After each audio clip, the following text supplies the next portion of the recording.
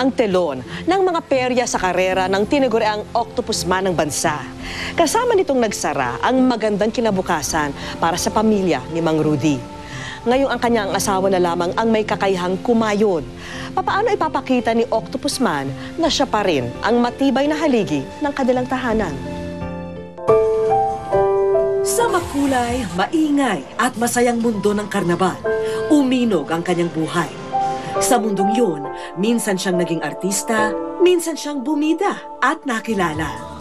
Subalit ang kumukutitap na mga ilaw ng perya ay nakatakdang maglaho. Ang musika't halakhak ay nanahimik. Ang kanyang kareray biglang nahinto. Minsan ang nahubaran sa telebisyon ang kanyang tunay na anyo. Pero sa aming pagbisita, naabutan namin siyang nagsusumamo. Muli nating kilalanin si Rudy Santos at alamin ang buhay ng tinaguriang Octopus Man.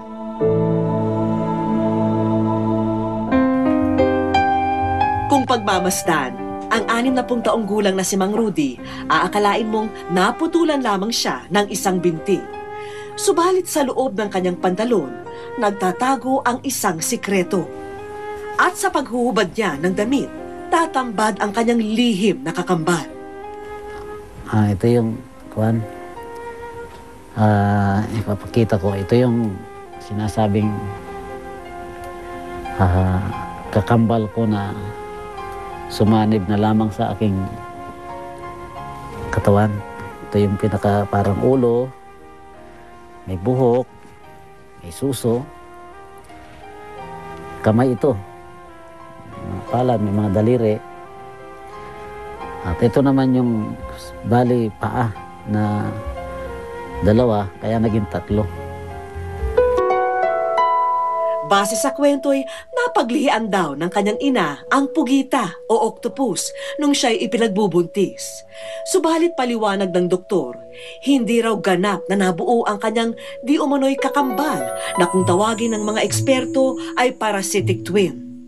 Kaya sa pagsilang noon kay Mang Rudy, ipinanganak din si Octopus Man.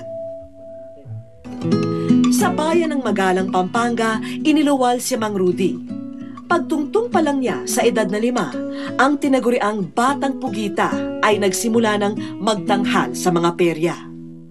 Pinuntahan talaga kami doon sa aming baryo sa Pampanga ng isang promoter sa karnaval. At nag-alok na i-try natin na ipakita sa publiko para hindi naman siya hindi ako maging kimi sa tao. Maging open ako sa tao. Kasi pagka nananatili daw ako nakatago, mahihirapan daw ako paglaki na tanggapin ang katotohanan. Dahil sa kanyang trabaho, nakarating siya sa iba't ibang lugar sa Pilipinas at nakapagtanghal din sa ibang bansa. Sa mga karnabal na nga niya, iginugol ang malaking bahagi ng kanyang buhay. Doon na siya nagkaisip, nagbinata at halos tumanda hanggang sa makilala niya ang kapwa tagapagtanghal sa karnabal na si Evelyn. Nagkasama kami sa isang trabaho. Kasi may isang karnabal na, isang kumpanya ng karnabal na pinasukan ko. Tapos, meron din sila may exhibit doon din siya nagtatrabaho. Doon kami na unang nagkita. Kung ang hinahanap natin sa tao ay kabaitan, mabait. Nasa kanya yung nakita kong may tiyaga. Kung sakasakali sa ganitong kalagayan hindi tayo pababayaan.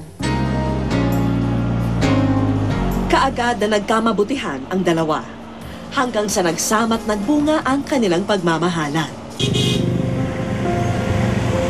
Dito sa bayan ng Liloy sa Zamboanga del Norte, naninirahan ngayon si Mang Rudy, malayo sa ingay at gulo ng perya. Kung nooy tampok siyang atraksyon sa perya, ibang imahe ang aming nadatnan nang siya'y aming dalawin. Maihahambing sa isang roller coaster ang pag-akyat at pagbulusok ng buhay ni Octoman. Sa isang iglap, ang kasagana ay kanyang nalasap. Subalit sa isang iglap, natagpuan na lamang niya ang sarili at ang kanyang pamilya na naghihirap. Naramdaman ko yung hirap ng buhay. Kasi iba kasi yung kahit sa normal na tao, iba yung may hanap buhay ka, may trabaho ka maganda dati, kumbaga, tapos mawawala ka sa trabaho mo, dadanas ka ng paghihirap. Sabihin mang sobra-sobra ang kanyang mga kamay at paa, hindi naman niya ito ngayon mapakinabangan dahil wala na siya sa perya. Dahil sa kanyang kalagayan, limitado rin ang kanyang kilos. Tila kumupas ang kulay ng buhay para kay Mang Rudy. Ang kabiyak kasing si Aling Evelyn, wala ngayon sa kanilang tabi. Hindi sana okay sa akin kasi una, sabihin na natin sa kalagayan natin ito, hindi tayo dapat nag-iisa. Hindi dapat nawawala o mawala ng maalalay. No? At siyempre, bilang ama ng tahanan, hanggat maaari, sana gusto natin tayo ang gagawa ng mga paraan na para makahanap tayo ng mga kagaya ng financial problem, no? Pero dahil sa talagang walang magawa, tinanggap ko yung katuwiran niya na kailangan natin magtulungan. Ang nag-iisang anak ni Mang Rudy na si Risa, damang-dama ang matinding epekto ng pag-alis ng kanyang ina.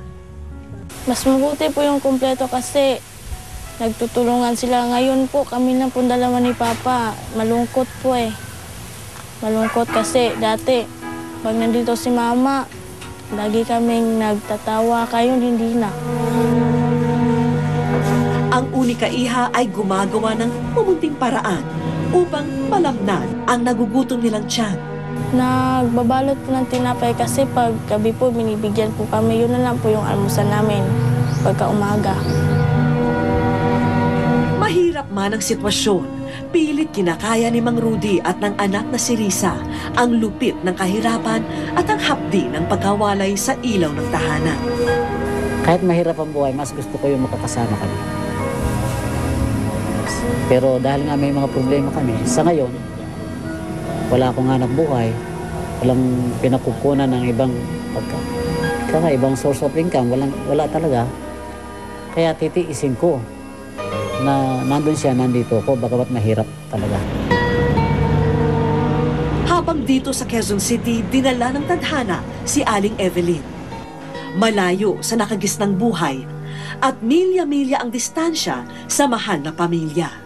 Mayroon din pagkakaiba kasi tatrabaho ka sa ibang tao tapos yung pamilya mo naiwanan mo, parang nakakaano ba, yung di mo sila naalagaan. Tila sinubok daw sila ng pagkakataon sa sunod-sunod na problemang inabot. Unay, nalugi ang kanilang munting tindahan at pagkatapos ay iba't ibang sakit ang dumapo sa kanilang mag-asawa. Ang mga ito ang nagtulak sa kanya upang sumugal sa pangangatulong dito sa Kamaynilaan. Ayaw nga sana niya kasi yun nga, malayo. Sabi ko naman sa kanya, pumayag ka na para medyo makatulong din ako ng kahit konti. Para medyo makaluwag-luwag ng konti. Sinasabi niya na umuwi ka na lang dito. Kaysa naman malayo ka. Kahit na mahirap lang tayo, basta magkakasama tayo. Kako, sige lang, uuwi din ako. Subalit ang Maynila ay tila naging lungsod ng pagdurusa para kay Aling Evelyn. Ang 6 na buwan kasi niyang pananatili rito, ang pinakamatagal na panahong nawalay siya sa mga minamahal. Parang gusto ko na lumipad, pauwi. Kasi, yun nga, inaalala ko silang dalawa na akong umaalalay sa kanila. Dahil yun nga, yung asawa ko hindi naman nakakatrabaho dahil sa kanyang disabled, kapansanan niya. Kaya medyo masakit din sa loob ko na napawalay ko sa kanila. Kaya kung may pagkakataon daw sana, mas pipiliin niyang umuwi sa Zamboanga upang makasama ang kanyang mag-ama. Itinuturing natin ang mga karnabal bilang mga lugar aliwan, mga pasyalang kumikiliti sa ating imahinasyon at nagpapatotoo sa ating pantasya sa sandaling panahon. Ngunit para kay Mang Rudy, ang sirko ay kanyang buhay at ang kanyang buhay ay isang sirko. Wish ko lang. Sa aming pagbabalik, walang kaalam-alam ang mag-ama na may paparating ng bisita. Meet Daddy Bong.